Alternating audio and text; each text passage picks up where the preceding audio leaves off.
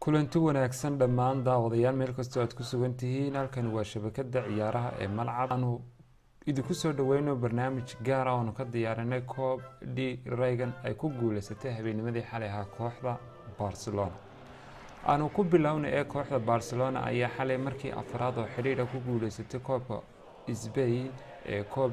Reagan kadib markii ay xasuuq weyn u geysatay kooxda Sevilla kulankii finalka tartankan ee ka qabsamay garoonka Atletico Madrid ee Estadio Wanda Metropolitano Stadium. waxayna kooxda Barcelona sidoo kale ku guuleysatay koobkeedii soddonaad ee koob Reagan iyadoo 7 koob dhaafsatay kooxda kaalinta labaad ku jirta ee Atletico Bilbao oo 23 koob hadda haysata. Barcelona ayaa soo barbaraysay rikoodhkeedii taariikhiga ahaa ee ay kooxda Atletico Bilbao ku haysatay rikoodhka kooxda abid 4 jeer oo xiriir ah kusoo guuleysatay koob Reagan, waxayna rikoodhkan dhigtay 85 sano ka hor kadib markii ay 4 jeer oo isku xigta ku guuleysatay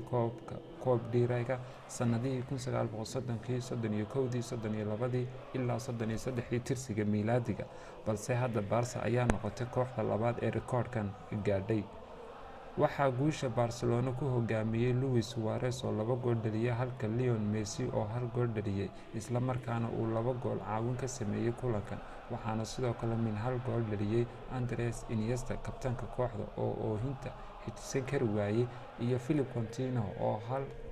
markaasi gool isna dhaliyay isla markaana gool caawin sameeyay. waxaana dhinaca kale macallin Valverde ayaa koobkiisii ugu horeeyay ku hogaamiyay Barcelona iyada oo sidoo kale ay koobkoodii ugu horeeyay ay ku guuleysteen Coutinho, Yeremina, Ousmane Dembele iyo Nelson Semedo oo labadii xilli suuqee ugu dambeeyay kooxda Barcelona kusoo biiray.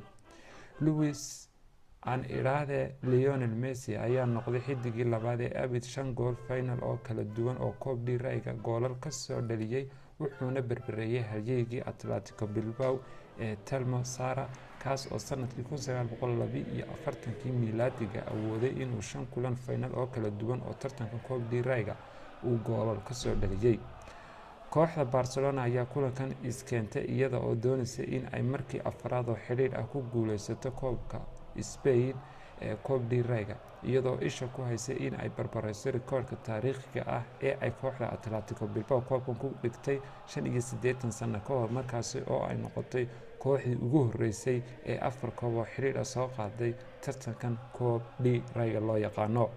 kooxda Barcelona hadiiba daqiiqadii 14aad ay la timid goolka dhibaatada weyn ku noqday Sevilla furitaanka, waxaana goolkan u saxiixay Luis Suarez oo ugu dambeyn ka baxay inkaartii ka haysan jirtay final koob Reagan, wuxuuna goolkan ku dhaliyay kubad caawin uu ka helay Philippe Coutinho kaasoo xidiga reer Uruguay siiyay kubadda uu goolkan oo maran ku taabtay isagoo Suarez ciyaarta ka dhigay 1-0 ay Barca hogaanka ku qabatay. kooxda Sevilla ayaa heshay fursad cajiib ah kadib markii Correa kubad uu ku hor helay goolka Barcelona, laakiin waxa uu ku fashilmay inuu kubadda si fiican u darbeeyo amba uu laago si uu goolka u bartilmaameedsado, wayse suuroobi weyday. Barcelona ayaa bilowday howlgallo waaweyn oo ay Sevilla si weyn ugu dhibaateynayso iyada oo lug dagaal iyo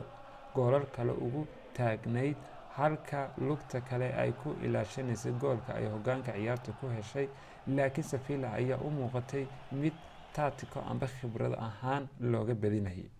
daqiiqadii 28aad kabtaanka kooxda Andres Iniesta ayaa u muuqday inuu dhaliyay goolkii labaad ee Barcelona kadib markii uu kubadda uu ka helay Suarez si qurux badan ugu darbeeyay amba ugu laagay lugta bidix, balse kubadda ayaa birta qaybta sare uga soo booday. goolkii labaad ayaa kooxda Barcelona la timid daqiiqadii 31aad, waxayna xaaladda ugu sii xumaysay kooxda Sevilla kadib markii kubad qurux badan oo soo dhex martay Andres Iniesta iyo Jordi Alba oo caawinta goolkan sameeyay ayaa kubadda soo gaarsiiyay Lionel Messi oo hal taabasho kubadda shabaqa ama birta uu ku hubsaday, wuxuuna ciyaarta ka dhigay 2-0 ay Barca hogaanka kusii dheereysatay.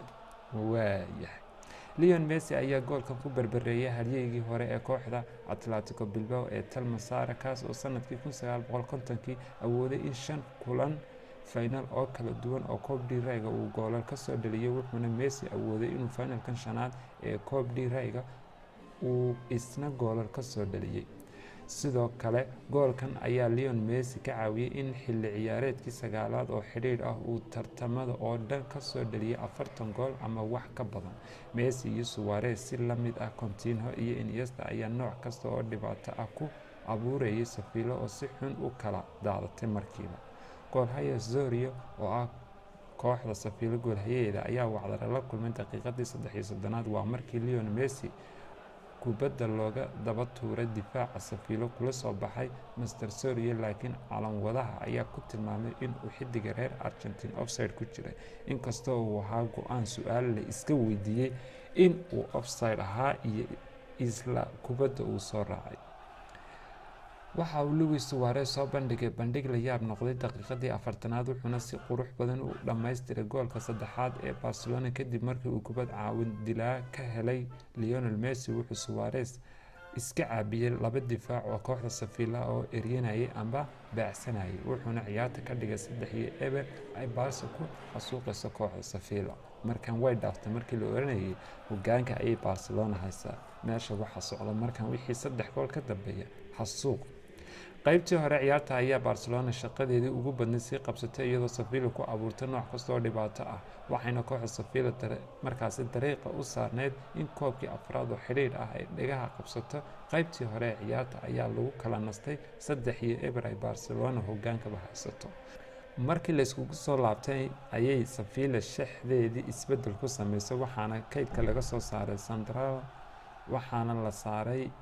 Jimmy Cora, laakiin Barcelona ayaaba soo laabatay iyadoo dardar kale oo weli ah ku socota, waxayna markiiba culays ka saartay isla kooxda Sevilla. maxaa gool qurux badan! Andres Iniesta ayaa gool uu noloshiisa inta ka hadhay xasuusan doono ka dhaliyay Sevilla kadib markii uu kubad la yaab leh soo wada ciyaareen Luis Suarez iyo Lionel Messi oo caawin kale u sameeyay kabtankiisa qaabka qiirada badan ugu dabaaldegay gool loo arkayay kiisii ugu dambeeyay ee Copa del Rey. wuxuu Iniesta ciyaarta ka dhigay 4-0 ay Barcelona si rasmi ah ugu dishay kooxda Sevilla, waana daqiiqadii 52. Luis Suarez oo wacdara dhigayay ayaa kubadda khadka dhexe ka soo dhisay, wuxuu la sii ciyaaray Iniesta kaas oo markiiba kubadda isku dhaafiyay Messi, laakiin Lionel Messi ayaa markiiba isna Iniesta oo socod sii watay kubadda u bixiyay, laakiin Iniesta ayaa dhulka dhigay goolhayaha kooxda Sevilla ka hor intii aanu kubadda shabaqa amba birta amba garoonka ku taaban. Samuel Umtiti ayaa si cad ugu muuqday inuu dhaliyay goolkiisii 5aad ee Barcelona daqiiqadii 54aad, laakiin goolhaye Osorio ayaa si la yaab leh hal gacan ugu joojiyay kubadda madaxa uu Umtiti ku darbeeyay, halka mar kale uu kubadda u joojiyay ka celiyay isla markaasi Samuel. Philippe Coutinho ayaa shabaqa soo taabtay daqiiqadii 68aad, laakiin garsooraha ayaa goolkan meesha ka saaray kadib markii uu arkay in difaaca Sevilla uu kubadda gacanta ku celiyay ka hor intii aanu Coutinho goolkan dhalin. wuxuu halkii uu goolka dayn lahaa ka dhigay rikoor. mar kale daqiiqadaasi ku xigtay ee 69aad Lionel Messi ayaa Philippe Coutinho siiyay fursadda uu kaga mid noqdo gooldhaliyaasha kulanka maadaama oo goolka uu dhaliyay meesha looga saaray rikoodhahan, wuxuuna xiddiga reer Brazil jihada qaldan u diray goolhayaha Sevilla isagoo ciyaarta ka dhigay 5-0 Barcelona si naxariis darro ugu gumaadayso kooxda Sevilla. isbedelo ayuu sameeyay macallin Valverde daqiiqadii 76aad, wuxuuna ciyaarta soo geliyay markaasi Paulinho isagoo ciyaarta ka saaray Sergio Busquets, waxayna weli Barcelona weli dhalin karaysay goolal kale iyadoo Sevilla uu daal badan ka muuqday maadaama 5 gool loo tiriyay. daqiiqadu marka ay maraysay 82 ayaa macallin Valverde Ousmane Dembele kaydka ka soo kiciyay si uu farxadda guusha garoonka ugu dareemo, wuxuuna saaray Philippe Coutinho, waxayna Barcelona lumisay fursado badan oo ay Sevilla qaladaad badan ku sameynaysay. waqtigii qiirada cajiibka ahaa waa daqiiqadii 88aad markii ay maraysay daqiiqadu ayaa kabtanka kooxda Barcelona Iniesta ayaa ciyaarta laga saaray, wuxuu garoonku isku bedelay sidan.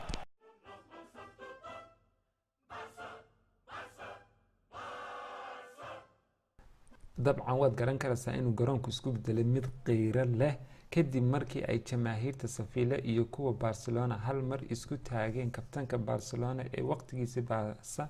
ay ayaamo tirsani ka harsan yihiin, wuxuu Iniesta dareemay qiiradii garoonka iyo ixtiraam weyn oo ah in loo muujiyay. ugu dambeyn ciyaarta ayaa ku dhamaatay 5-0 ay Barcelona ku gumaaday Sevilla, isla markaana ay markii afraad ku difaacatay waa Copa del Rey, iyada oo Sevilla mar kale la kulantay niyad jab iyo weliba ceeb aan markii hore laga filayn in ay sidaan dhibaato weyn ugala kulanto